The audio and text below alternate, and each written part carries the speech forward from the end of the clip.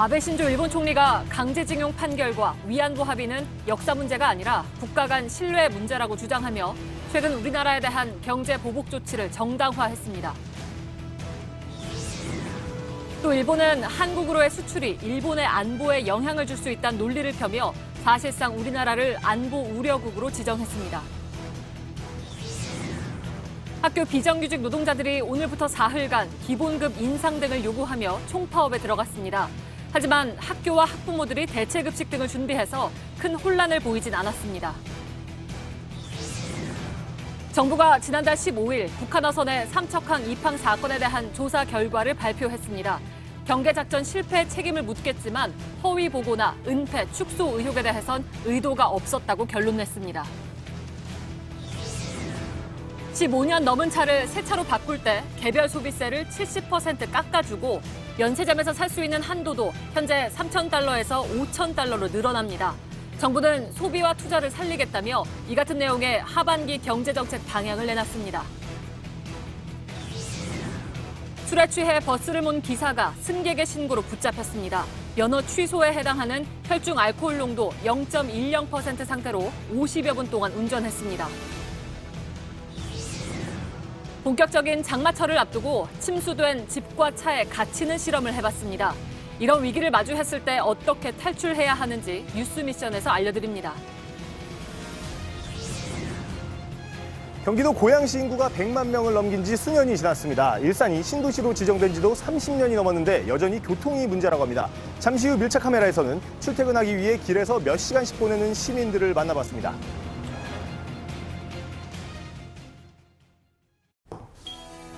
공기청정기가 도로 위로. 내일을 바꾸는 현대수소 전기차. 시청자 여러분, JTBC 뉴스룸을 시작하겠습니다. 아베 일본 총리가 오늘은 박근혜 정부 시절에 합의했던 위안부 문제를 꺼내들었습니다. 아베 정부의 한국 때리기 3일째입니다. 아베는 위안부와 강제징용은 이미 합의가 끝난 문제인데 한국이 약속을 지키지 않는다고 주장했습니다. 엊그제 내놓은 수출 규제는 보복 조치가 아니라고 강변하면서도 스스로 양국 간의 민감한 역사 문제를 거론하고 있는 것입니다. 교묘한 줄타기인 셈인데 국제법적인 문제는 피해가면서 일본 내 반한 감정을 이용하고 한국 내 갈등도 촉발시키겠다는 취지로 보입니다. 먼저 김혜미 기자의 보도를 보시겠습니다. 일본 정부의 한국에 대한 수출 규제 조치에 대해 일본 내에서도 비판이 제기됐습니다. これは歴史認識問題を通商政策と絡めるというのはですね、トランプさんみたいなやり方なんですが、あんまり良くない。 아베 총리는 둘을 엮은 것이 아니라고 주장했습니다. 徴用工問題というのは歴史問題ではなくて、国際法上の国と国との約束を守るのかということであります。 그러면서 위안부 합의 문제까지 거론했습니다. 국제 약속이 지켜지지 않았다고 주장하면서입니다. 엮은 게 아니라면서도 이번 무역 규제가 이와 관련한 후속 조치라는 점을 인정한 겁니다. 또 약속을 지키지 않는 나라에 우대 조치를 취하지 않은 것일 뿐 세계무역기구 협정 위반이 아니라는 주장을 이어갔습니다.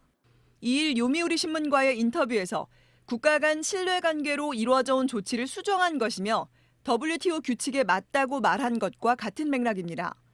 安全保障上のための貿易管理をそれぞれの国が果たしていかなければならないという実はこれ義務なんです。これは WTO に違反するという話では全くないと。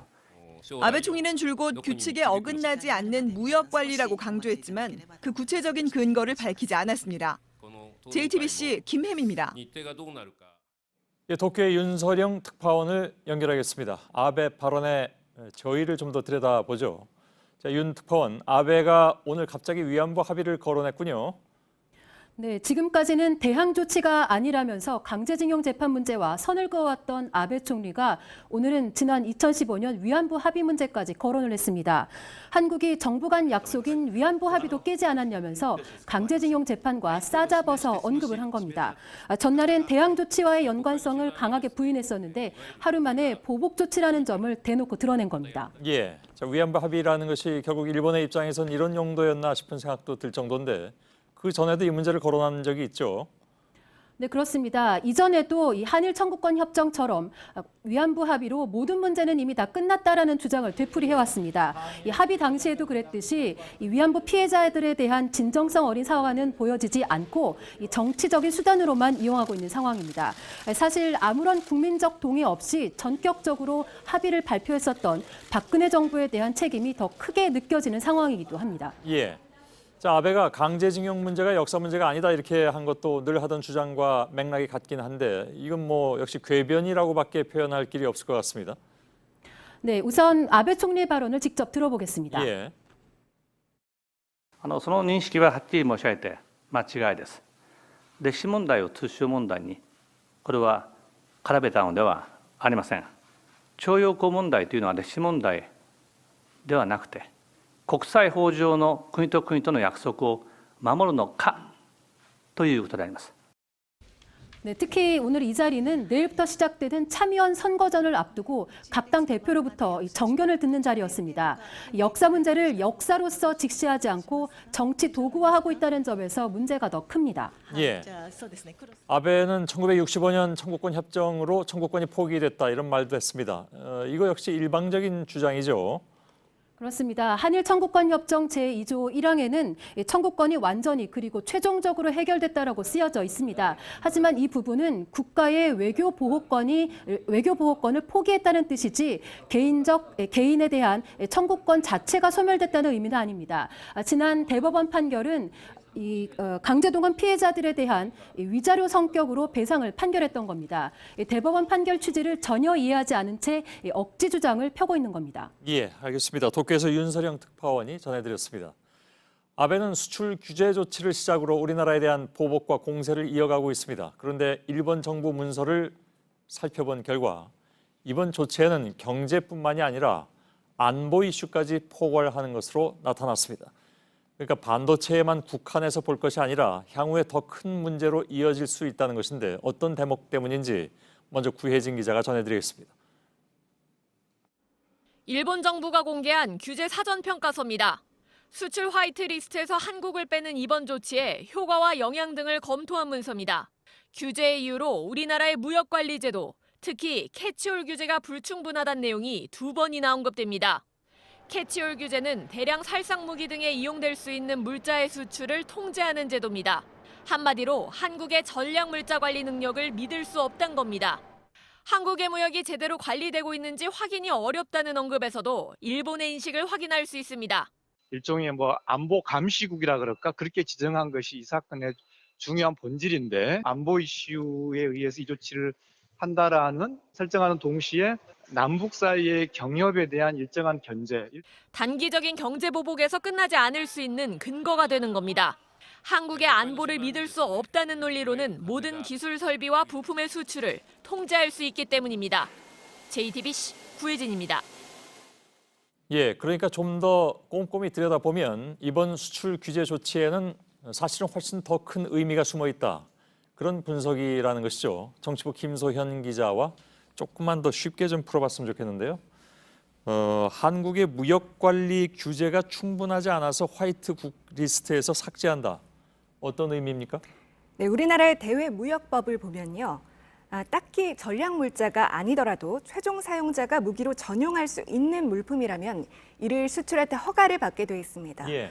그런데 이 통제를 우리가 잘 못해서 이번에 화이트국에서 빼겠다는 겁니다. 예. 쉽게 말해서 일본에서 수출된 물자나 기술, 부품 등이 한국을 거쳐서 일본의 안보를 위협할 수 있는 국가로 갈 수 있기 때문에 수출을 통제하겠다는 겁니다. 예. 뭐 그런 사례가 있었다라든가 뭐 그런 모르겠는데 그냥 자기들 머릿속에서 생각한 거잖아요. 이거는 정확하게 얘기하자면 그렇죠. 근데 갑자기 규제가 불충분하다. 그러니까 쉽게 말하면 한국의 통제 능력을 믿지 못하겠다. 이렇게 나오는 이유는 뭘까요? 지금 일본에서 딱히 근거를 대지는 못합니다. 예. 그런데 일각에서는 최근에 남북미 상황을 의식한 것이 아니냐 이런 해석을 내놓고 있습니다. 예. 예를 들어서 향후에 개성공단에서 사업을 하려는 기업이 일본의 기술이나 자본재를 가지고 수입해서 가져가려 할 때 이를 통제할 수 있는 근거가 될 수 있다는 겁니다. 예. 더 넓게 보면요. 우리나라로 가는 특정 물품은 자의적인 판단에 따라서 풀거나 막거나 할 수 있습니다. 예. 민간 기업의 생산 능력뿐 아니라 우리 방위 산업에도 영향을 미칠 수 있다는 겁니다. 그리고 향후에 남북 간의 어떤 유통 문제에 있어서도 자신들의 통제하에 둘 수 있다. 이런 생각을 가지고 있는 것 같습니다. 예, 그런 해석이 나오고 있습니다. 매우 심각한 그런 상황이죠. 사실 따져보면 그동안에 우리에게 크게 다가온 것은 반도체에 쓰이는 3가지 소재 수입이 어려워진다. 이런 정도였는데 지금 얘기하는 건 전혀 다른 차원의 문제가 됐습니다. 네, 그래서 저희가 일본에 있는 전문가의 의견을 들어봤는데요. 같이 들어보시죠. 예. 화이트 국가에서 제외시킨다는 말은 뭐냐면 한국은 더 이상 안전 보장에 있어서 이렇게 근본적으로 이해를 같이 하는 국가가 아니란 얘기예요. 일본의 안전보장 정책에 있어서 한국을 다시 정해한 거예요. 예. 네, 보시면 기존의 27개 화이트국은 일본과 안전보장에서 이해관계를 같이 한다는 건데 더 이상 한국은 그렇지가 않다는 겁니다. 예. 지도를 보시면 동아시아에서 화이트국은 한국 하나였는데 이번에 우리를 삭제하겠다는 겁니다. 예. 우리나라에서는 반도체 소재에 초점을 맞추면서 이거를 경제 보복이라고 하고 있는데 사실은 일본은 훨씬 더 큰 틀의 국가 전략 차원에서 한국의 위치를 바꾸겠다는 겁니다. 예. 결국 이것은 이제 역사 문제하고도 맞닿아 있고 경제에도 직접적인 영향을 주는 그런 상황인데 굉장히 좀 더 세밀하게 들여다봐야 되겠다라는 생각을 오늘부로 또 하게 됩니다. 네. 예. 김소현 기자였습니다. 아베 정부의 폭주를 걱정하는 것은 사실 우리뿐만이 아닙니다. 우리 기업이 만든 반도체는 미국의 애플은 물론이고 일본 대표 기업인 소니나 파나소닉에도 들어갑니다. 일본 업계나 언론에서도 내부 비판이 나오는 이유이기도 합니다. 박영우 기자입니다. 애플이 만든 스마트폰 아이폰입니다. 내부엔 삼성전자가 만든 메모리 반도체가 들어갑니다. 중국 화웨이의 스마트폰, 일본 소니가 만드는 노트북도 마찬가지입니다. 반도체가 산업의 쌀로 불리는 이유입니다. 우리나라는 세계 디램 반도체의 70% 이상을 만들어냅니다. 낸드 플래시 메모리도 40%를 우리 업체들이 공급합니다. 일본의 경제 보복에 반도체 생산에 차질이 빚어지면 전 세계 IT 기업들이 차례차례 충격을 받는 구조입니다. 일본도 마찬가지입니다. 애플 아이폰의 생산이 줄면 당장 아이폰에 부품을 대는 일본 기업들이 어려워질 수 있습니다. 이번 수출 규제에 일본 내에서도 걱정하는 목소리가 나오는 이유입니다. 국제신용평가사나 해외 언론들도 한국을 넘어 세계 경제에 충격이 미칠 수 있다며 우려합니다. 무디스는 일본의 경제 보복이 세계 공급 체인은 물론 기술 전자업계에 심각한 영향을 줄 것이라고 밝혔습니다. 월스트리트 저널은 자유무역주의 신봉자를 자처했던 아베 총리가 트럼프식 통상 전술을 따라하고 있다고 비판했습니다. JTBC 박영호입니다. 오늘 서울 광화문 광장에서 올해 들어 규모가 가장 큰 집회가 열렸습니다. 비정규직 노동자 5만여 명, 그중에서 대부분은 학교 비정규직 노동자들이었습니다. 먼저 서효정 기자의 보도입니다. 광장이 분홍과 연두색으로 가득 찼습니다. 봄과 새싹을 상징한다는 의도로 주최 측이 준비한 겁니다. 민주노총이 밝힌 참가 인원은 5만 3천 명, 경찰 추산으론 3만 2천 명입니다. 이들 중 대부분은 학교 비정규직 노동자입니다. 전국 4천여 개의 학교에서 왔습니다. 주최 측 추산 4만 명입니다. 주로 돌봄교실과 급식실, 행정실에서 일하는 사람들입니다. 이들은 기본급을 6.24% 올려달라고 또 법으로 신분을 보장해달라고 요구했습니다.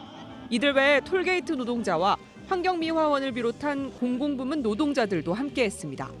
오후 3시에 시작된 총파업 전국 노동자 대회는 약 1시간 20분 뒤에 끝났습니다. 참가자들은 청와대를 향해 행진했습니다. 큰 충돌은 없었습니다. 이들은 모레까지 파업을 이어갑니다. 다음 주엔 우체국에서 일하는 등기 택배 배달원들도 첫 파업을 열겠다고 밝힌 상태입니다. JTBC 서유정입니다. 4천여 학교의 급식조리사들이 파업에 참가했지만 파업 첫날 이른바 급식 대란까지는 없었습니다. 각 학교에서 파업의 파장을 줄이기 위해서 일손들을 모았기 때문입니다. 과거와는 달리 응원하는 목소리도 늘었습니다. 이수진 기자입니다. 서흥초등학교 급식 조리사들입니다. 가방에 노란 장미가 들어 있습니다. 어제 교장 선생님에게 응원의 의미로 받은 겁니다. 학생들의 격려도 받았습니다. 꼭 성공하고 오라고 그러던데 아이들이. 밥 대신 빵을 먹었을 학생들에게 미안하다고 말합니다. 애들한테 미안한데 애들 장래에 비정규직 없는 그런 세상에서 살게 하기 위해서 우리가 이렇게 앞장서서 나왔다고 생각됩니다. 특성화고 학생들은 광장 한쪽에서 현수막을 펼쳤습니다. 불편해도 괜찮다고 적혀 있습니다. 다시 재취업하려고 해도 다시 또 비정규직으로 하게 되고 계속 반복하게 되는 것 같아요. 그래서 거의 없어요. 90%가 거의 비정규직이에요. 또 다른 학생들은 소셜미디어를 통해 마음을 표현했습니다. 어머니들의 파업을 응원합니다 이런 문구를 써서 해시태그와 함께 이제 인스타그램이나 페이스북 등을 통해서 많이 공유를 하고 있습니다. JTBC 이수진입니다. 물론 오늘 총파업의 주체로는 학교 비정규직 노동자들이 많이 부각이 됐습니다. 그러나 이들 외에도 전국 곳곳에서 모이다 보니까 주변 도로는 온통 전세버스로 가득 차기도 했습니다.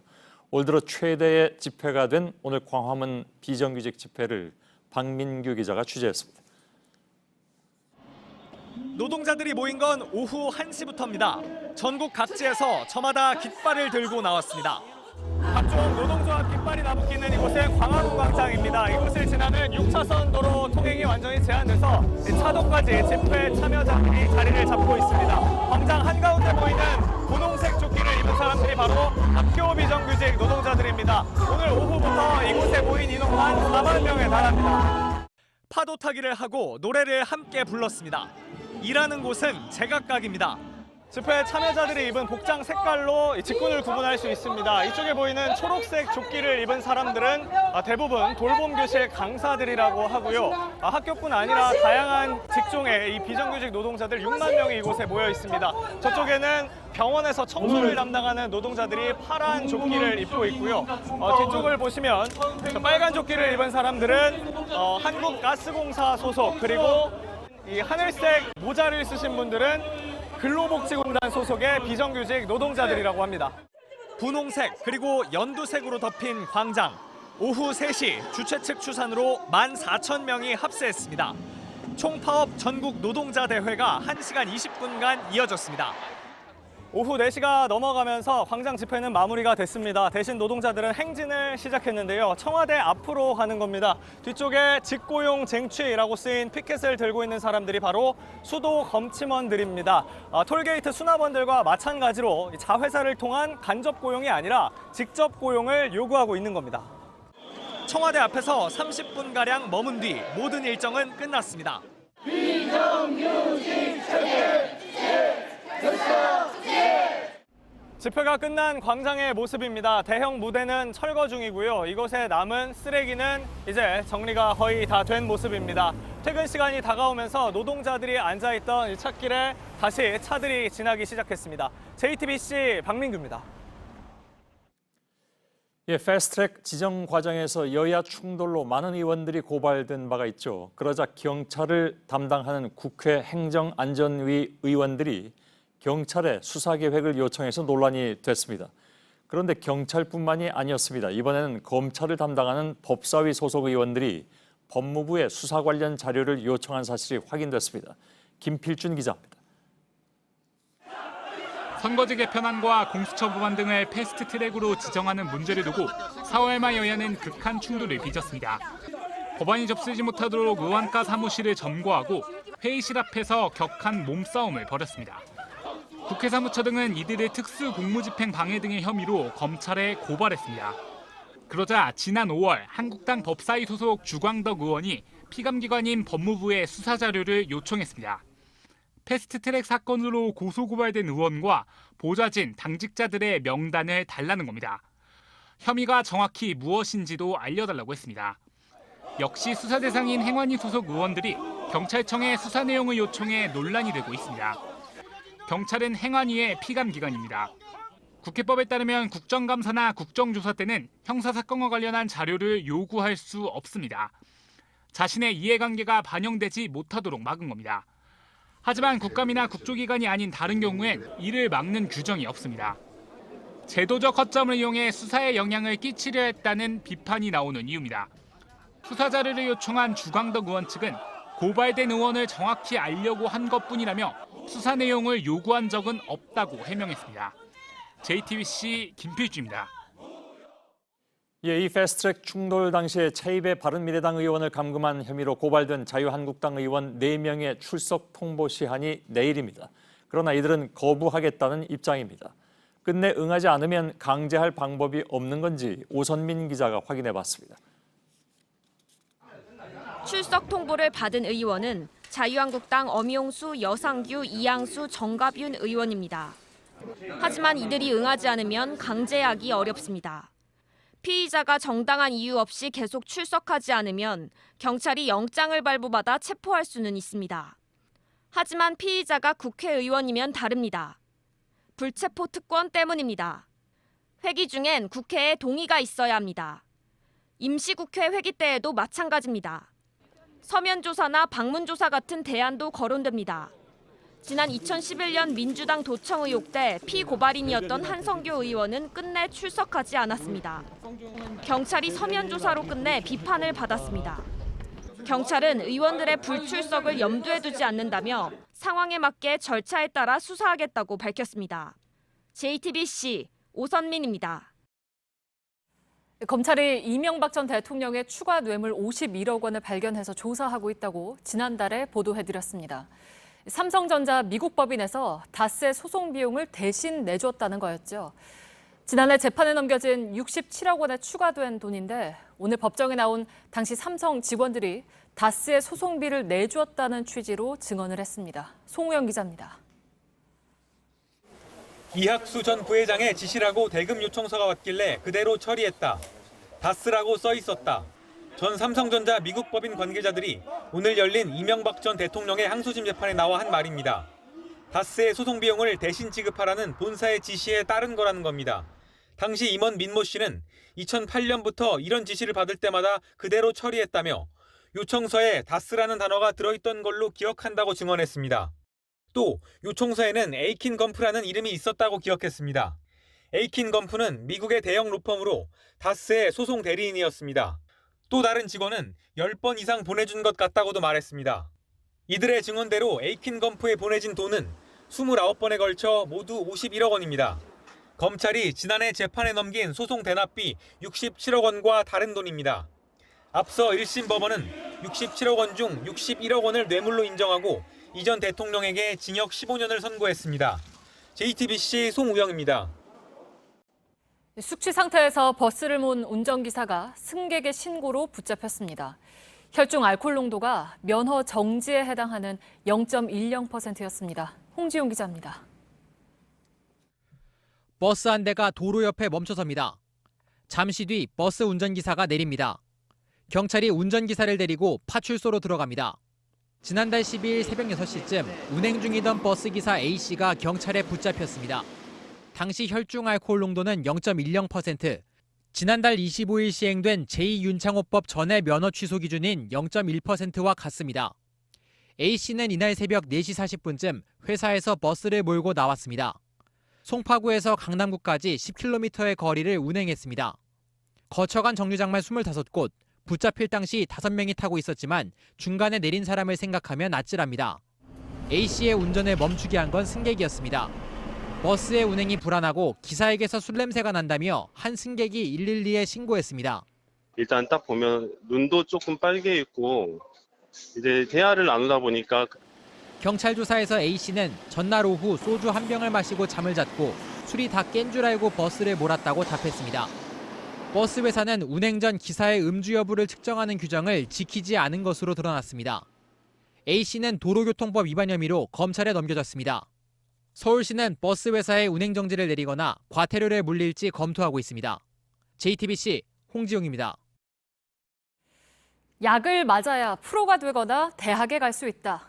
자신이 운영하는 야구교실 학생들에게 스테로이드를 맞게 한 전직 프로야구 선수가 구속됐습니다. 도핑 테스트에 걸리지 않는 방법을 안다면서 투약 매뉴얼까지 만들었습니다. 이렇게 1년 동안 팔아챙긴 돈이 1억 6천만 원에 달합니다. 이상화 기자입니다. 전직 프로야구 선수 이모 씨가 운영하는 유소년 야구교실입니다. 수사관이 덮치자 서랍 속에서 스테로이드가 발견됩니다. 이 뭐 하는 약이죠? 정확히 저도 오래돼가지고 잘. 스테로이드는 짧은 시간에 근육을 키우지만 성장판을 일찍 다치게 합니다. 심한 경우 갑상선 질환, 불임 등에 걸릴 수 있습니다.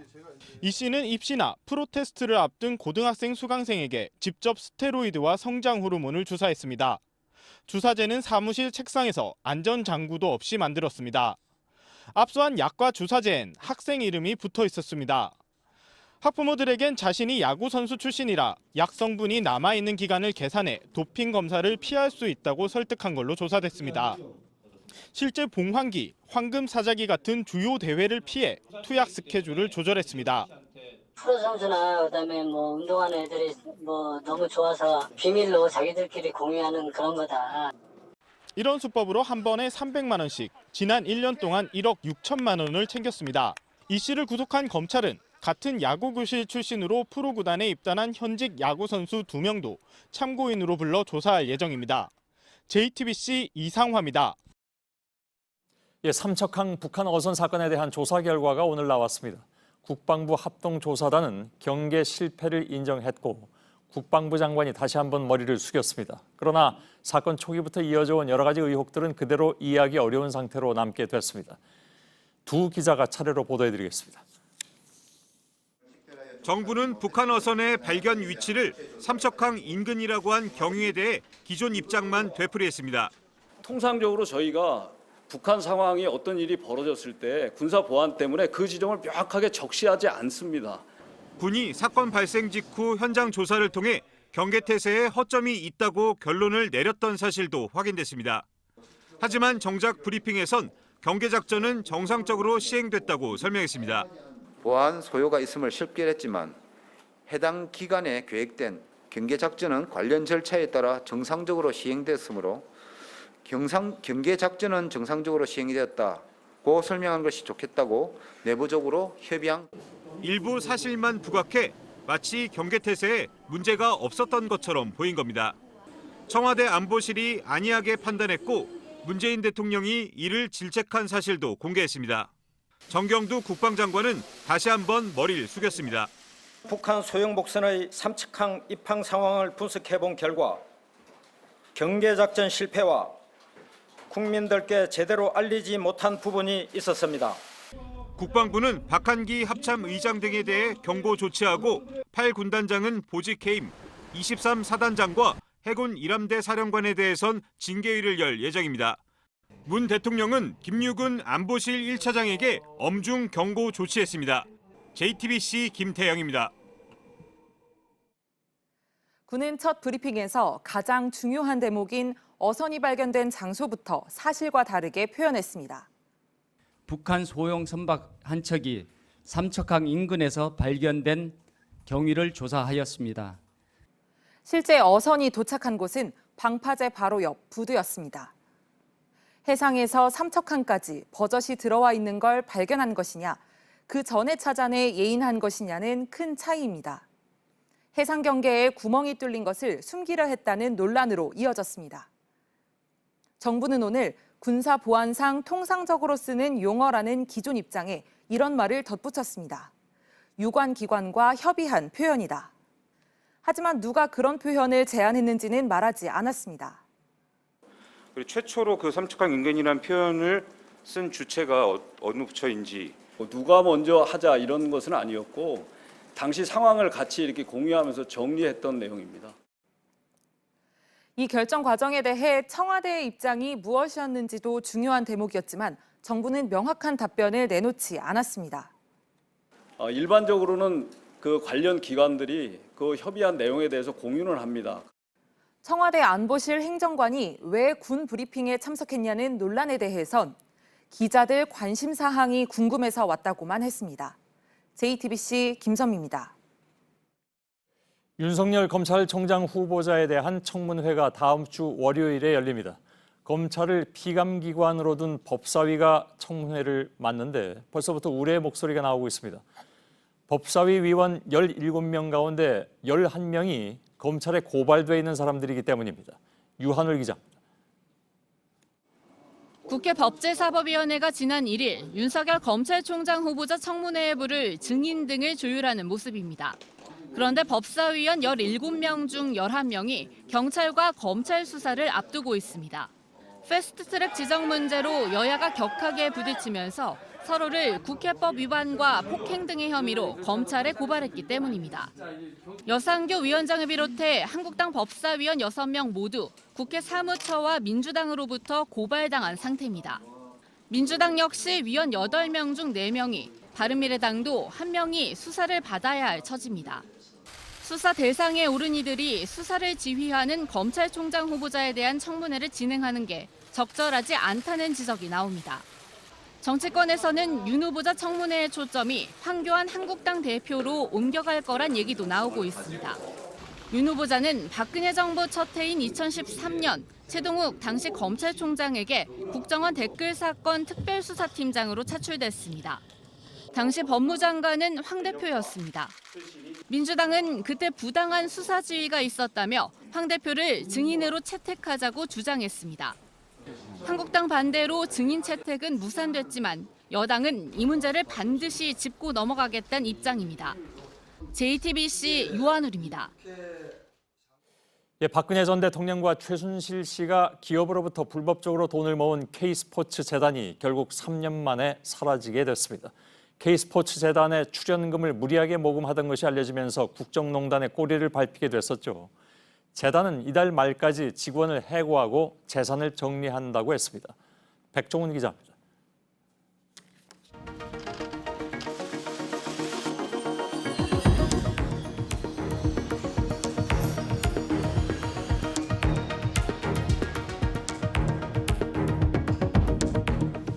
K스포츠 재단은 최순실 씨가 다니던 스포츠센터 원장인 정동춘 씨가 이사장을 맡았습니다. 최 씨가 사실상 재단을 운영한 게 확인되면서 국정농단에 꼬리가 잡힙니다. 2016년 수상한 모금 활동을 했던 K스포츠 재단입니다. 현재 청산 절차를 밟고 있고 이달 말 직원들도 해고 통보를 받은 상태입니다. 한때 붙어있던 간판도 현재는 없어졌습니다. 청산 절차 관련해서 금액 한두 가지만 좀 여쭈려고요. 기업들이 K스포츠 재단에 낸 출연금은 288억 원입니다. 현재 남은 돈은 229억 원입니다. 청산을 거쳐 원칙적으로 국고로 들어갈 예정입니다.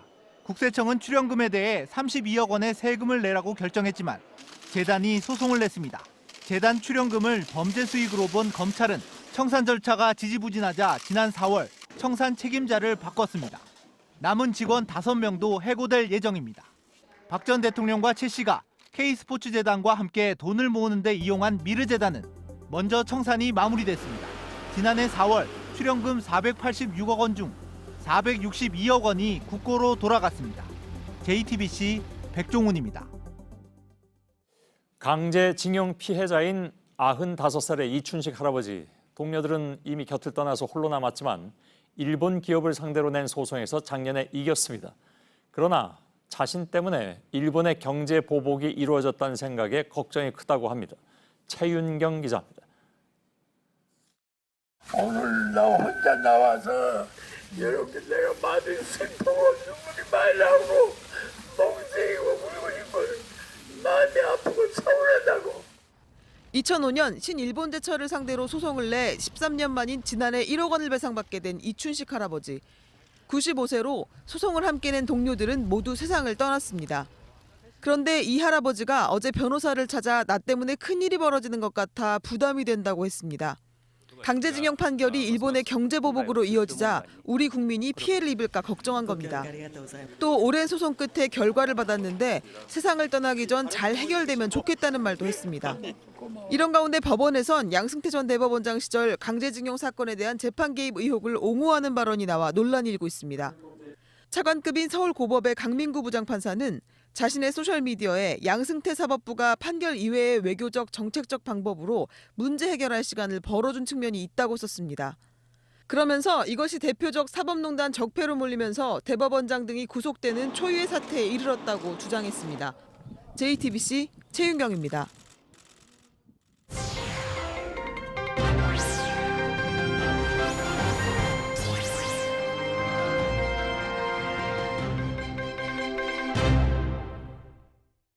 네, 시청자의 요청을 현장에서 확인하는 뉴스미션 순서입니다. 저희가 본격적인 장마철을 앞두고 침수 주택과 침수 차량에 갇히는 실험을 해봤습니다. 당장 나한테 이런 위험한 순간이 닥치면 어떻게 해야 하는지 최규진 기자가 알려드립니다. 저는 지금 울산의 국립재난안전연구원에 나와 있습니다. 매년 장마철이 되면은 딱 작년처럼 물난리가 날까 봐 잠을 못 이루시는 분들이 많죠. 당장 우리 집이 물에 잠겼을 때 어떻게 해야 할지 뉴스미션이 직접 알아보겠습니다.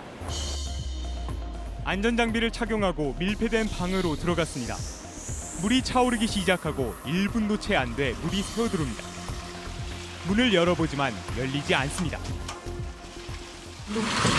운동했는데 안 열려요. 두 사람이 힘을 써봐도 꼼짝하지 않습니다. 하나, 둘, 셋.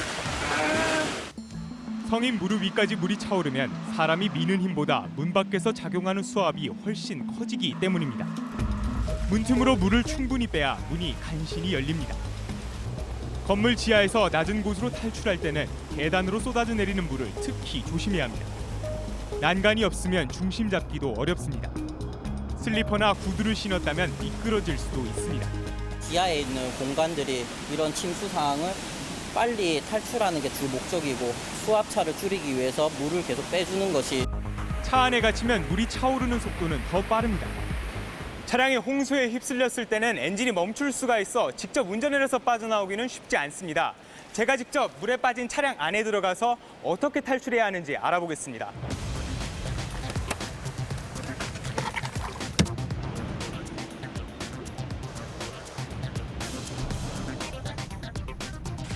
차량 뒷좌석에서부터 물이 순식간에 차오릅니다. 시동이 꺼지면 창문을 열 수도 없습니다. 지금 차 안에 발목까지 지금 물이 차올랐는데요. 한번 직접 문을 열어보도록 하겠습니다.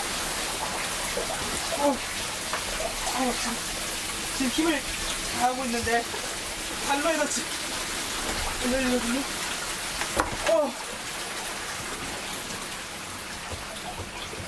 밖에서 잡아당겨 주실래요? 밖에서 잡아당겨 보실래요? 지금 밖에서도 잡아당길 수가 없고 안에서도 문을 열 수가 없어요. 비상용 망치가 있으면 바로 깨고 나가고 없으면 오히려 물이 차오를 때까지 기다려야 합니다. 안팎의 물 높이가 좁아지는 게 핵심입니다. 30cm 안으로 좁혀지면 문을 쉽게 열 수 있습니다. 저지대나 건물 지하, 하천 근처일수록 더 빨리 대피해야 합니다. 보통 장마철에는 비가 집중호우가 내리기 시작하면 시간당 100mm가 온다고 보시면 될 것 같습니다. 시간당 20mm에서 50mm 이상만 비가 와도 침수되는 도심 지역이 빈번히 발생을 합니다. 최근 10년간 자연재난 중 침수와 태풍으로 인해 숨진 사람은 100명이 넘습니다. 침수 지역을 미리 알고 관리할 수는 없을까? 각 지자체는 2006년부터 침수 흔적도를 만들었습니다. 침수된 곳의 깊이와 폭, 규모까지 한눈에 볼 수 있습니다. 하지만 이런 흔적도가 있는 곳은 전국 피해 지역의 30% 정도입니다. 인력과 예산 부족 탓입니다. 지난해 침수 피해 지역의 20%는 아직 복구도 안 됐습니다. 침수는 금방 빠져버릴 수가 있거든요. 그 빠른 시간 내에 그 현장에 가서 그 현장의 침수 흔적 그 기록을 남겨놓는 게 가장 중요하다고. 올해도 벌써부터 집중호우로 인한 침수 피해가 발생한 곳이 많습니다. 또다시 예방과 초기 대응에 실패할 경우 더 큰 재난으로 이어질 수도 있습니다. 반복되는 피해를 막기 위해 더 꼼꼼한 대책이 필요합니다. 뉴스미션 최규진입니다. 1급 발암물질인 성면을 건물의 재료로 쓰지 못하게 한 지 10년이 됐습니다. 성면 피해 구제법이 만들어졌지만 피해자는 늘고 있습니다. 성면암을 치료하느라 20대 시절을 모두 보내야 했던 한 청년을 박상욱 기자가 만났습니다. 18살이던 2010년 흉막에 종양이 생기는 악성 중피종 진단을 받았습니다. 환자 10명 가운데 8명이 성면 때문에 발병해 성면암으로도 부릅니다. 진단을 받은 뒤 절반 이상의 환자가 1년 이내에 숨지는 무서운 질병입니다. 약간 고열로 인해 가지고 가까운 병원을 찾아갔는데 그땐 폐결핵이라고 말씀하셨는데 뭐 큰 병원에 가서 검사랑 조직 검사를 받게 됐는데 그때 악성 중피종 판정을 받고. 환경보건시민센터는 이 씨가 태어나고 자란 충남 아산의 집을 조사했습니다. 성면이 나온 곳은 지붕으로 쓰인 슬레이트였습니다. 조각나 버려진 슬레이트는 이 씨의 어릴 적 장난감이었습니다. 이걸 확대해보니 가늘고 긴 성면 섬유가 보입니다. 29년이 지났지만 성면은 그대로였습니다. 성면은 집뿐 아니라 이 씨가 다녔던 초등학교와 학원에서도 나왔습니다. 곳곳이 성면에 둘러싸인 셈입니다. 결국 20살도 되기 전 이 씨는 한쪽 폐를 도려내고 수십 번의 항암 치료를 받아야 했습니다. 혼자 샤워하면 막 숨이 차고 막 몸도 막 혼자 못 가눌 정도였는데 이 씨는 자신과 같은 피해자가 다시는 나오지 않길 바랍니다. 그런 심정으로 오늘 광화문과 국회로 달려나왔습니다. 20대 청춘을 치료에만 쏟은 이 씨에게 또래의 평범한 일상은 꿈만 같은 일입니다. 그런 것들이 많이 아쉬워요. 나 직장 생활, 사회생활, 연애생활. JTBC 박상욱입니다. 네, 지금 보신 이성진 씨를 포함해서 정부가 인정한 성면 피해자는 4,000명 가까이 됩니다. 성면을 쓰지 못하게 한 건 10년 전이지만 성면 질환의 잠복기가 10년 이상으로 길기 때문에 해마다 수백 명의 피해자가 나오고 있습니다. 앞으로 더 많아질 가능성이 큽니다. 강버들 기자입니다. 성면에 노출돼 암이나 폐질환 등에 걸린 사람은 3,996명입니다. 성면 사용 공장 등에서 노출된 직업성 피해자는 274명. 나머지는 일상생활 중 성면에 노출된 피해자들입니다. 피해자는 충청남도에 가장 많았습니다. 일제강점기 아시아 최대 규모의 광산 등 성면 광산 17개가 몰려 있었던 탓이 큽니다. 불과 10여 년 전까지도 성면의 위험성이 알려지지 않아 주민들은 광산 주변에 돌을 가져다 마을과 집 앞에 깔았습니다. 부산도 인구 밀도에 비해 성면 피해자가 많은데 1970년대 세워졌던 성면 방직 공장이 원인으로 지목됩니다.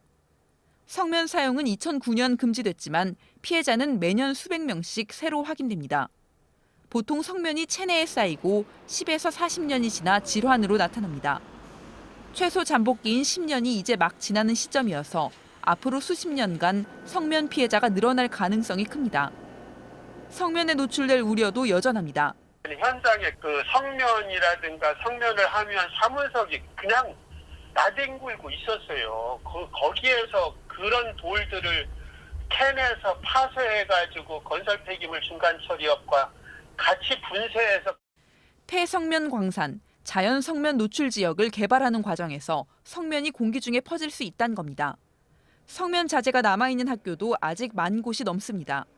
정부는 2027년까지 성면 자재를 모두 없앨 계획입니다. 하지만 철거 과정을 철저히 관리하지 않으면 오히려 아이들이 성면에 노출될 수 있습니다. JTBC 강버들입니다. 네, 내일 워싱턴에서 치러질 미국의 독립기념일 행사에 미군 주력 탱크가 등장하고 전투기의 고개 비행이 있을 예정입니다. 유례 없는 대규모 행사에 야당인 민주당은 대선용이라며 강하게 반발하고 있습니다. 워싱턴 임종주 특파원입니다. 워싱턴 DC 외곽 화물 열차에 군용 장비들이 실려 있습니다. 미군 주력 탱크 M1 에이브럼스의 모습도 보입니다. 독립기념일 행사에 투입될 예정입니다. B-2 스텔스 전략 폭격기와 F-35 전투기도 공중에 뜹니다. 해군 고개 비행단이 축하 비행에 나서고 지난해 2배 규모의 불꽃놀이도 펼쳐집니다. 트럼프 대통령은 믿기 어려운 공중 비행과 사상 최대의 불꽃놀이라며 기대감을 표했습니다. 트럼프 대통령은 2년 전 프랑스 대혁명 행사에서 열병식을 보고 감탄한 이후 군사 퍼레이드를 적극 추진해왔습니다. 지난해 시도했다가 비용 문제로 취소하기도 했습니다. 이번엔 역대 대통령과 달리 링컨 기념관 연설도 계획하고 있습니다. 야당인 민주당은 트럼프 대통령이 대선을 노려 국가 행사를 납치했다고 반발하고 있습니다. 워싱턴 DC 의회도 도로 훼손 우려가 크다며 탱크 진입에 반대 성명을 냈습니다. 결국 시내 한복판을 가로지르는 군사 퍼레이드는 탱크와 장갑차 등을 전시하는 쪽으로 방향이 바뀌었습니다. 그러나 더 이상의 양보는 없을 태세입니다. 예산 낭비에 대한 비판도 나오는 가운데 워싱턴 포스트는 이번 행사의 연출자는 다른 사람이 아닌 트럼프 대통령 자신이라고 보도하기도 했습니다. 워싱턴에서 JTBC 임종주입니다. 네, 홍콩 반환 22주년 시위가 벌어진 지 이틀이 지났습니다. 어제는 중국 인민해방군이 시위 장소를 총으로 겨누는 사진들이 올라오기도 했습니다. 중국과 홍콩 정부가 한때 입법회까지 점거했던 시위대를 몰아세우는 분위기입니다. 홍콩 현지의 황혜린 기자 연결하죠. 황혜린 기자, 지금 홍콩 입법회 앞에 있는 거죠. 오늘 분위기는 어땠습니까? 네, 어제까지만 해도 입법회 유리창이 부서진 모습이 보였습니다. 지금 제 옆으로 보이듯 천으로 가려져 더 이상은 볼 수 없게 됐는데요. 이곳 바로 옆에 있는 역사의 벽면에는 시위대를 응원하는 작은 쪽지들이 빼곡하게 붙어져 있습니다. 하지만 하루도 되지 않아서 지금은 모두 떨어진 상태여서 더 이상 볼 수가 없습니다. 도심 곳곳에는 이렇게 정부를 반대하는 흔적들이 사라지고 있습니다. 오늘 낮 12시에는 입법회로 이어지는 구름다리 위에서 친정부 시위의 행진이 있었습니다. 네, 그리고 어제 중국의 인민해방군이 훈련하는 사진을 공개를 했잖아요. 시위대에 무력을 행사할 수 있다, 이런 압력으로 읽혔는데 어떤 사진들이었는지 다시 볼까요? 네, 어제 인민해방군이 공개한 사진은 지난달 26일에 있었던 훈련입니다. 반정부 시위대가 시위를 한 다음에 바로 다음 날 중국에서 영상을 공개한 건데요. 이때 훈련 사진을 어제 다시 공개한 겁니다. 사진을 보면 군인들이 시위대들이 있던 홍콩섬을 향해 총뿌리를 겨누는 듯한 모습도 보입니다. 시위 날에 맞춰서 이런 사진들을 공개했다는 건 시위대를 압박하기 위한 것으로 볼 수 있습니다. 홍콩 현지 언론들은 홍콩 정부에서 이제 해방군에게 협조를 요청한 거라고 보도하기도 했는데 홍콩 정부는 바로 사실이 아니라고 해명했습니다. 네, 이게 시위에 참여한 사람들로서는 꽤 위협적으로 느껴질 텐데 시민들 반응은 어떤가요? 이런 인민해방군의 사진뿐만 아니라 홍콩 정부도 시위대를 압박하고 있습니다. 이곳 입법회에 어제 경찰이 들어가서 물품을 조사하고 나온 다음에 여기에 들어갔던 시위대들을 범인이라고 칭하면서 모두 재판에 올리겠다고 밝혔는데요. 하지만 제가 만나본 홍콩 시민들은 모두 끝까지 물러서지 않겠다고 밝혔습니다. 실제 이번 시위를 주도한 민간 인권 진선은 소셜미디어 이렇게 말하기도 했습니다. 6월이 지나갔지만 시위는 끝나지 않았다. 이렇게 보도 올리기도 했습니다. 네, 알겠습니다. 홍콩에서 황혜린 기자가 전해드렸습니다. 하이패스 전용 차로에서 단말기를 설치하지 않고 200차례 넘게 무단 통과해서 통행료 108만 원을 내지 않은 혐의로 재판에 넘겨진 37살 이모 씨에게 2심 재판부가 편의시설 부정 이용 혐의를 적용해서 유죄를 선고했습니다. 앞서 1심 재판부는 이 씨가 하이패스 시설이 아닌 하이패스 차로를 이용한 것뿐이라며 무죄를 선고했습니다. 편의시설 부정 이용과 성매매 알선 등의 혐의로 기소된 이 씨는 2심에서 징역 1년 2개월을 선고받았습니다. 내년 3월부터 맞벌이 같은 이유로 저녁 늦게까지 아이를 맡겨야 하는 부모들이 어린이집의 눈치를 보지 않아도 되겠습니다.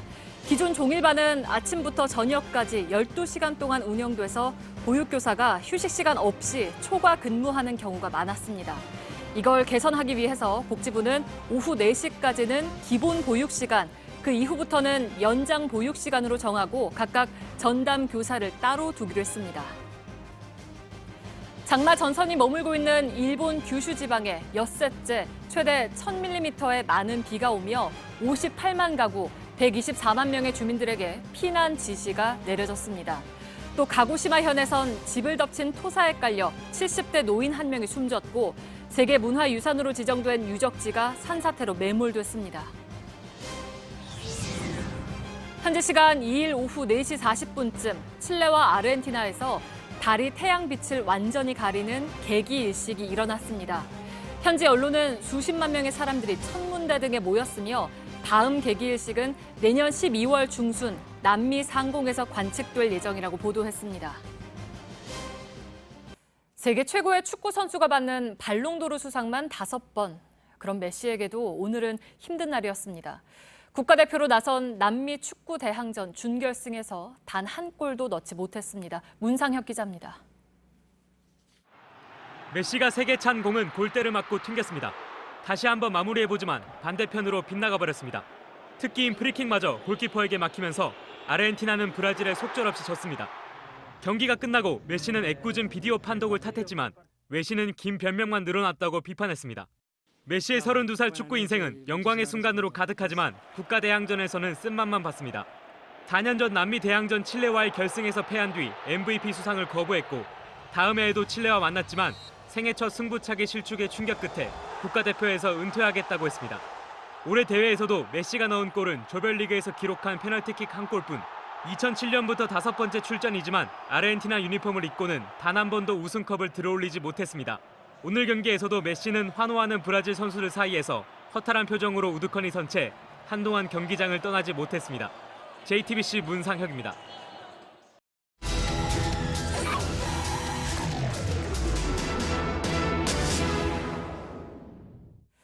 네, 요즘 경기도 고양 시민들에게 경의중앙선과 지하철 3호선은 신지각철로 불립니다.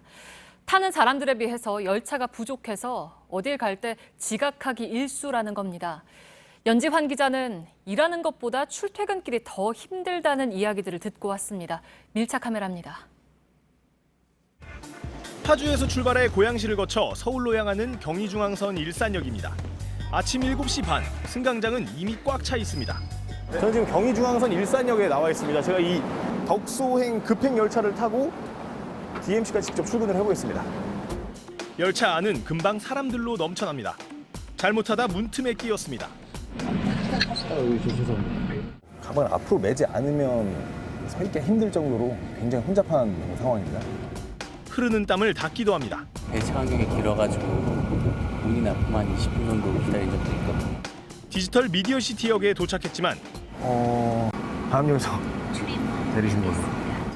하루에만 2만 명 가까이 일산역을 이용합니다. 같은 시각 고양시에서 서울로 가는 지하철 3호선. 여기도 숨이 막힙니다. 떠밀려 내리질 못합니다. 잠깐 내리겠습니다. 출입문 받습니다. 내려. 교도에나 이쪽 라인에서 떠밀리듯이 휩쓸리듯이 이렇게 내린다든지 아니면 내 의도와 상관없이 3기 신도시가 들어올 예정인 고양시 덕양구 인구는 지난해 45만 명으로 해마다 늘었습니다. 지하철 대책으로 지난달까지 GTX 첫 삽을 뜨겠다는 현수막도 걸렸지만 소식이 없습니다. 도로 상황은 어떨까? 차로 출근해봤습니다. 저는 올해 연말 입주가 시작되는 고양시 덕양구 지축지구에 나와 있습니다. 지금 시간이 아침 7시 반을 조금 넘어서 다들 출근하시는 시간이실 텐데요. 과연 이곳에서 서울 시내 종로나 시청까지 가려면 얼마나 걸리는지 또 교통체증은 얼마나 심할지 제가 직접 차를 몰고 가면서 확인해 보겠습니다. 서울 도심으로 가려면 통일로를 지나야 합니다. 시동을 걸고 15분간은 안 막히고 잘 달렸습니다. 그것도 잠시 서울에 들어서자 차들이 앞을 가로막습니다. 속도는 뚝 떨어졌고 결국 멈춰섭니다. 시속 10km를 간신히 넘었다 줄었다 합니다. 출발한 지 30분이 지났습니다. 내비게이션상으로 약 6km를 왔습니다. 사람이 급할 때 뛰는 속도보다 느린 겁니다. 고학계 고개에서 저기 서대문 역까지 한 10분입니다. 많이 답답하죠. 이게 한 10분 넘게 계속 이렇게. 그럼 이 길이 원래 좀 밀리나요? 예, 많이 밀려요. 저기 있고요. 차로 수도 적어 움직이기가 쉽지 않습니다. 파주와 고양을 서울로 잇는 도로인 통일로의 하루 교통량은 늘어왔습니다. 안 밀리면 30분이면 가는 거리를 1시간 반 꼬박 걸렸습니다. 드디어 시청 쪽에 도착을 했습니다. 차에 너무 오래 앉아있다 보니까 몸이 땀에 좀 젖었는데요. 지금 시간이 9시 15분이니까 9시까지 출근이라고 치면 저는 15분 지각입니다. 제2통일로 사업이 추진됐지만 착공조차 못했습니다. 도심으로 들어오는 차량과 인구를 줄이기 위한 서울시 정책과 맞지 않기 때문이라고 주민들은 말합니다. 통일로하고 3호선이 좀 많이 복잡하죠. 제2통일로 은평세기를 만든다고 말했었는데 아직 뭐 얘기 정확하게 나온 거 없어요. 그 말이 뭐 하겠어요. 여기 뭐 주민들 데모하고 이렇게 하는 거 아니겠어요. 얼마나 미어 터지겠어요. 교통 문제가 여전한데 또 들어오는 신도시에 시민들은 걱정입니다. 서울 쪽 나간데 자리가 없더라고요. 신도시가 들어오니까 버스도 좀 이렇게 늘리고. 신도시는 들어서고 건물은 계속 올라가고 있지만 교통정책은 그대로입니다. 그런 사이 시민들은 이렇게 도로에 갇히고 지하철에 끼인 채 한숨만 내쉬고 있습니다. 밀착 카메라 연지환입니다.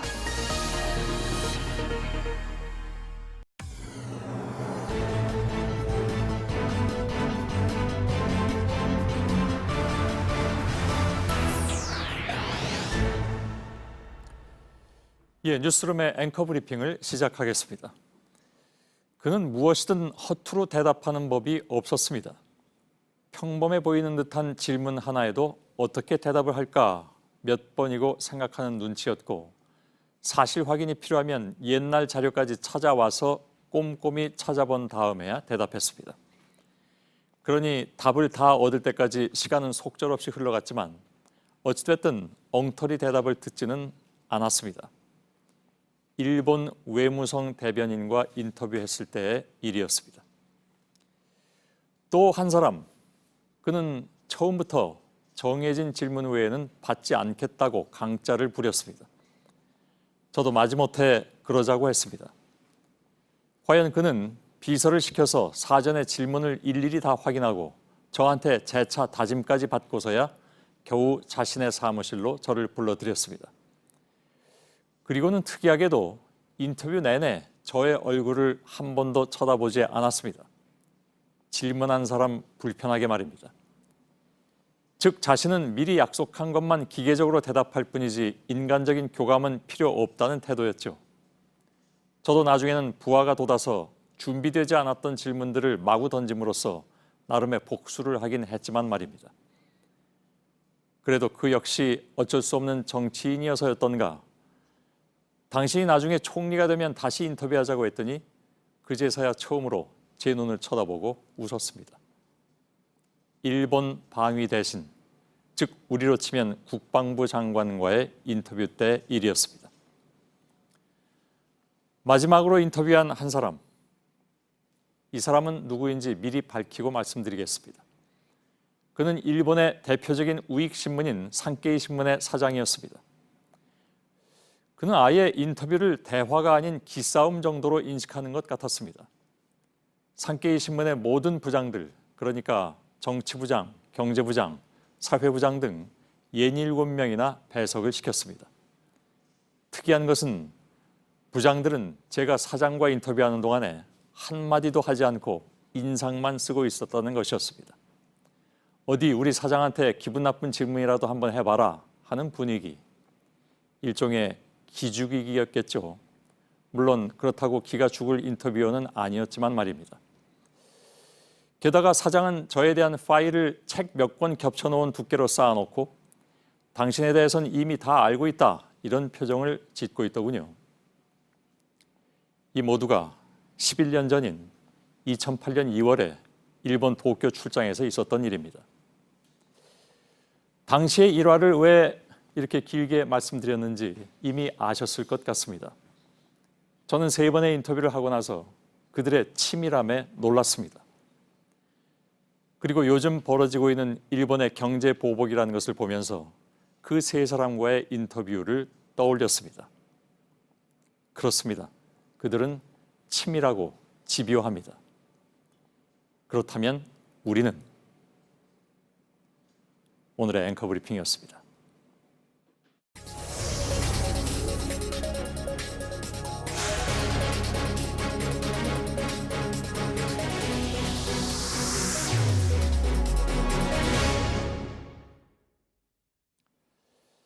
예, 15년이 넘은 자동차 언제 바꿀까 고민 중이라면 올해 안에 서두르시는 것이 좋겠습니다. 정부가 개별 소비세를 최대 79%나 반짝 할인해 준다는군요. 다음 달부터는 전기를 덜 쓰는 최신 냉장고나 텔레비전을 사면 한 집에 20만 원까지 돌려준다고 합니다. 자, 반갑기는 한데 그 배경을 들여다보면 반갑기만 한 얘기는 물론 아닙니다.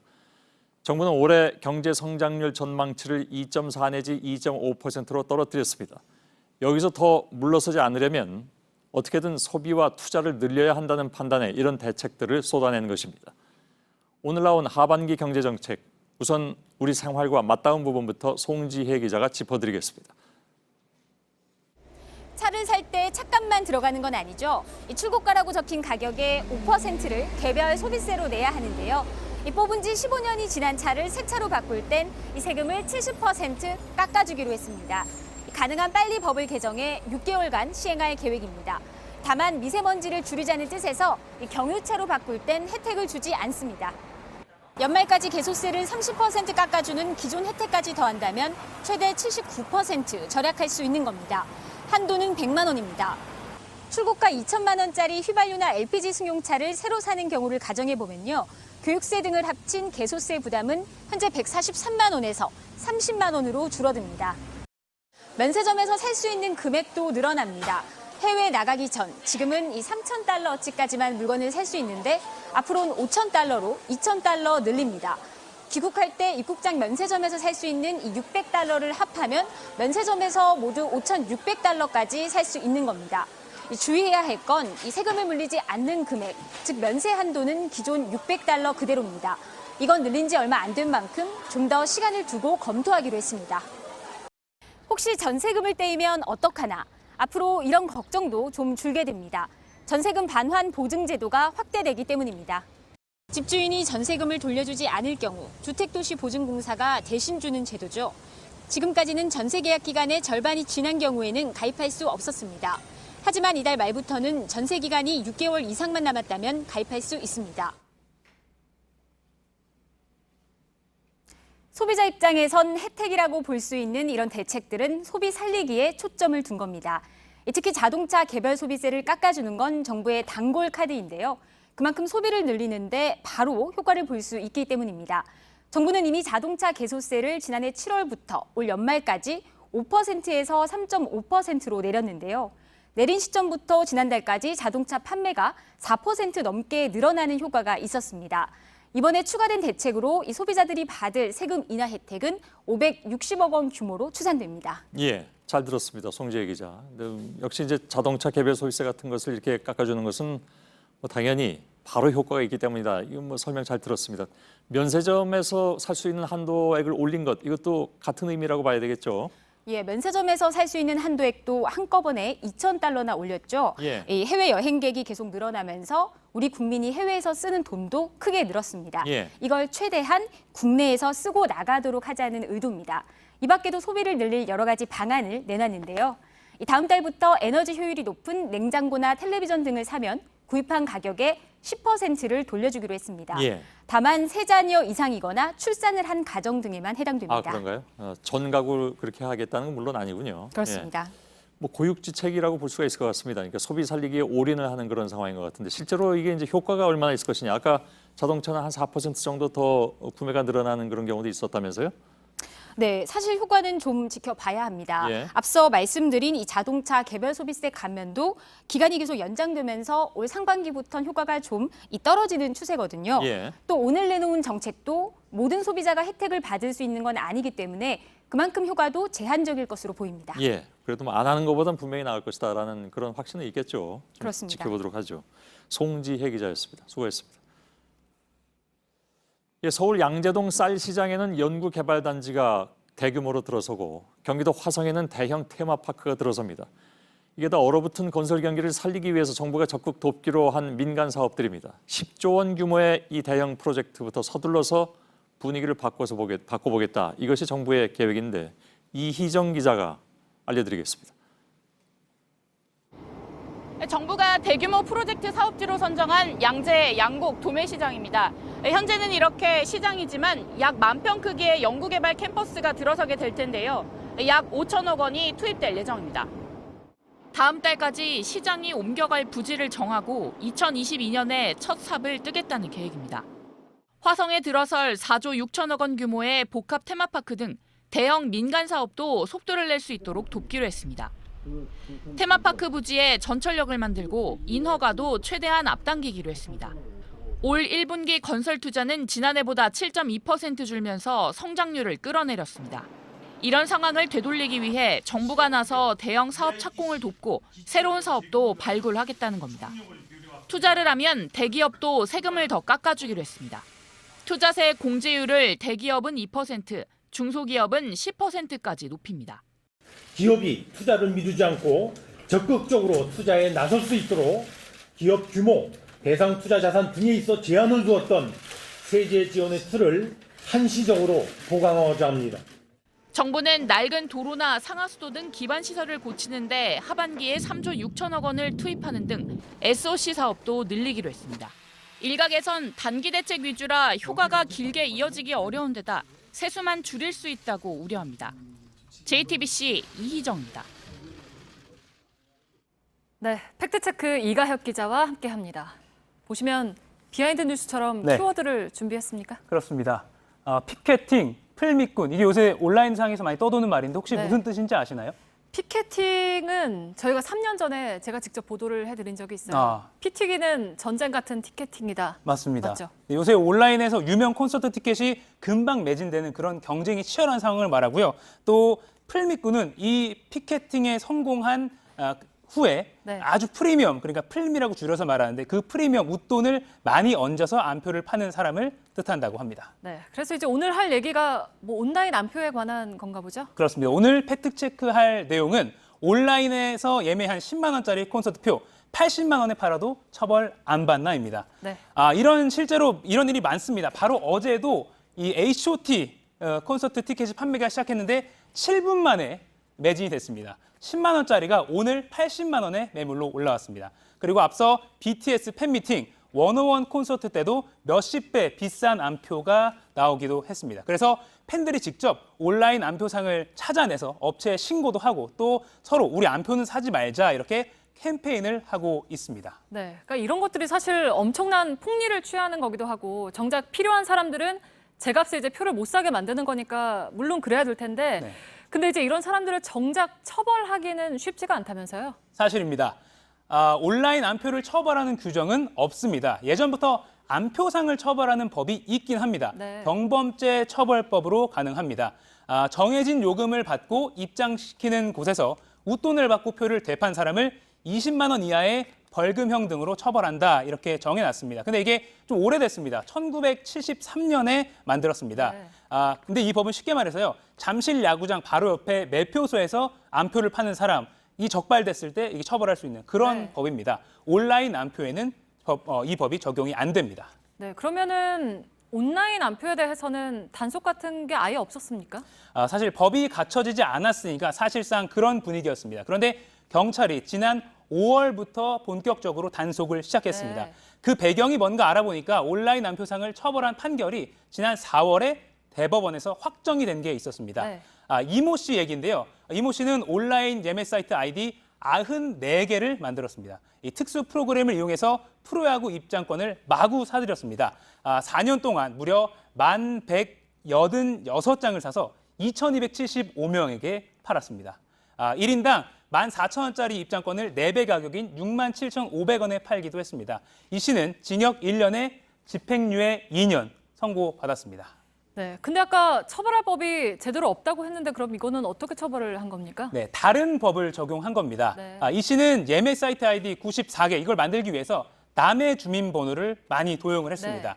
정보통신망법 위반 또 주민등록법 위반이 적용 가능했습니다. 그리고 무엇보다 업무방해죄도 인정이 됐습니다. 야구위원회 KBO나 온라인 예매 사이트는 나름대로 1인당 살 수 있는 표 수를 제한하는 등 이렇게 안표상을 방지하는 대책을 갖고 있는데 네. 이런 대책이 무색하도록 업무를 방해했다는 겁니다. 또 민원이 회사로 막 쏟아지도록 했다는 겁니다.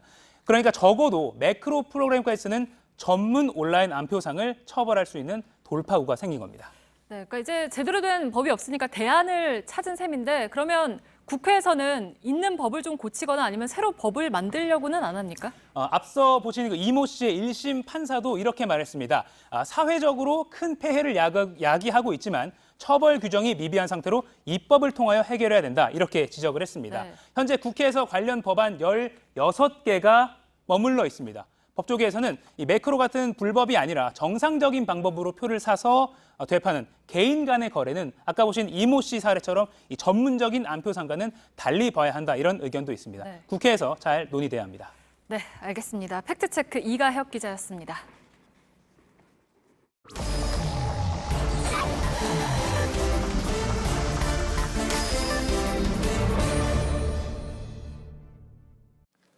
예, 비하인드 뉴스를 시작하겠습니다. 박성태 기자가 나와 있습니다. 어서 오세요. 예. 첫 번째 키워드 열죠. 예, 첫 키워드는 비공개, 공개, 경위로 잡았습니다. 예. 무슨 얘기인지 도저히 알 수가 무슨 얘기죠? 예, 그러니까 비공개를 해달라고 요구했는데 예. 이것이 공개됐다. 왜 공개됐는지 그 경위를 공개해달라라는 요구가 오늘 국회에서 있었습니다. 예. 어떤 사안에 대한 거냐면 패스트트랙 지정 과정에서 폭력이나 회의방해 혐의로 고발당한 여야 의원들이 많은데요. 그중에 한국당에 고발당한 의원이 경찰을 담당하는 행안위 담당 상임위 의원인데요. 경찰에 관련 수사 자료를 내놔라 해서 외압 논란이 일었습니다. 예. 자유한국당의 이채익 의원인데 오늘 반박 기자회견을 가졌습니다. 그런가요? 그 내용을 잠깐 들어보겠습니다. 예. 본 의원실이 비공개를 요청한 자료 요구 내용이 어떻게 외부에 알려지게 되었는지 그 경위를 하나도 빠짐없이 밝혀야 합니다. 예. 예, 비공개로 요청했는데 그 사실이 어떻게 언론에 알려졌냐, 그 경위를 밝혀라라는 요구였습니다. 예. 일단 외압 논란에 대해서는 이채익 의원은 경찰청장에게 전화해서 내가 정말 외압을 했냐라고 물었더니 청장이 외압은 없었다고 대답을 했다며 외압이 아니라고 했고요. 예. 그리고 수사 상황을 모니터하는 것은 담당 상임위 간사로서 통상적으로 해야 될 일이다라고 얘기를 했습니다. 예. 그런데 통상적인 활동을 왜 비공개로 요구했는지는 의문입니다. 예. 그럼 뭐 대충 어떤 얘기인지 알 수 있을 것 같습니다. 예. 근데 그거를 요청한 것이 과연 적절한 것이었느냐? 예. 나의 원래 일이긴 하다라고 하지만 관련된 일이 돼버렸기 때문에 그렇습니다. 그렇잖아요. 이채익 의원은 실제 회의 방해 혐의 등으로 고발되기도 한 당사자입니다. 예. 어쨌든 비공개로 요청한 사실을 두고 오늘 여야 다른 당에서 비판 논평들이 많았는데요.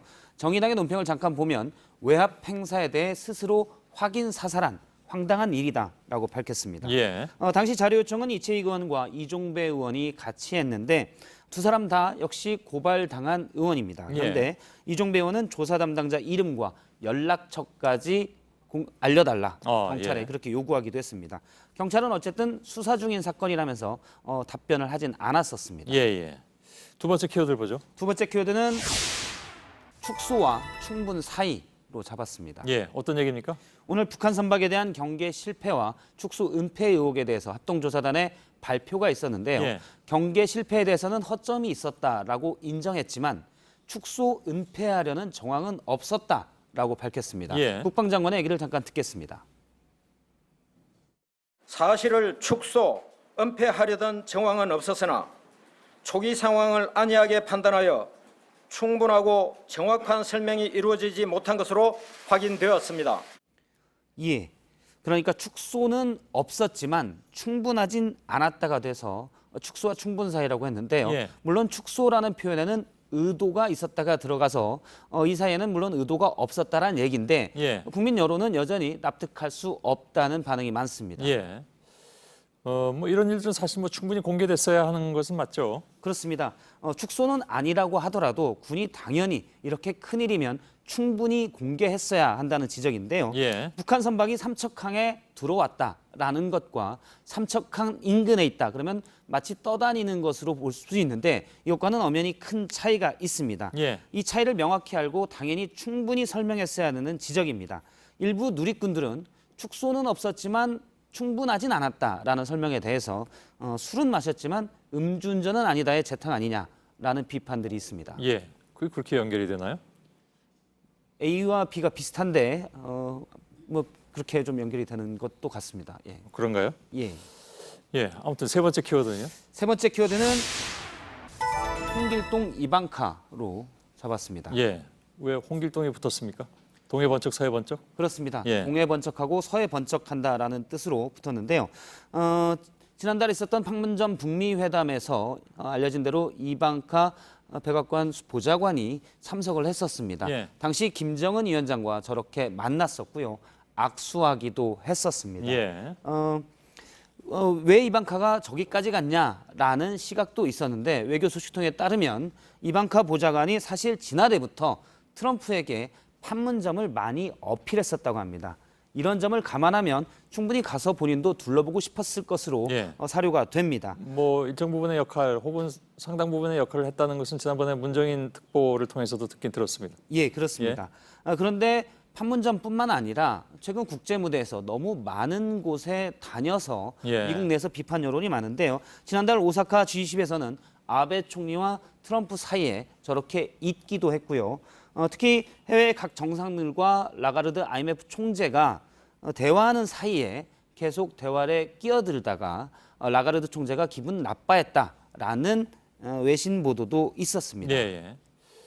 뭐 자꾸 이제 좀 그 이방카를 부각시키는 건 있죠. 예. 지난번에 뭐 오산 기지에서도 트럼프 미 대통령 얘기하는 거 보니까 그런 게 있는데 뭐 나중에 저 누굽니까 힐러리처럼 예. 출마시키려는 의도도 있다 뭐 이런 얘기까지 들리는데 그게 뭡니까 현실성이 있는 얘기인가요? 물론 공개적으로 트럼프 대통령이나 이렇게 밝히지는 않았지만 국제 무대에 자꾸 부각시키려는 것이 그런 의도가 있는 것이 아니냐라는 게 미국 정가의 해석입니다. 예. 물론 이방카 트럼프가 정치에 많은 욕심을 가지고 있다는 것도 미국 내에서는 많이 얘기가 되고 있습니다. 예. 그래서인지 미국 내에서는 이방카가 낄 때 빠질 때를 잘 알지 못한다라는 비판 여론이 조금 있는데요. 예. 이방카의 사진을 역사적인 사진에 합성하면서 불청객 이방카라고 해시태그를 붙이는 풍자가 좀 퍼지고 있습니다. 예. 지금 사진을 몇 가지 보면 이 사진은 2차 세계대전의 격전지였던 아오지마 전투에서 미군이 승리해서 성조기를 꽂는 사진인데요. 개항하는 사진인데. 예. 왼쪽에 명확히 지금 작게 나와 있어서 명확히 보이진 않지만 이방카가 백을 들고 서 있는 모습이 합성으로 있습니다. 예. 미국의 3대 연설 중 하나로 꼽히는 루터킹 목사의 나는 꿈이 있습니다라는 연설에서도 역시 이방카가 등장했고요. 퀸의 라이브 에이드 공연에서도 예. 이방카가 프레디 머큐리 옆에 마이크를 들고 있습니다. 이 사진 합성은 좀 조악한데요? 이건 좀 티가 나는. 누가 봐도 합성인 거 알겠네요. 예, 합성입니다.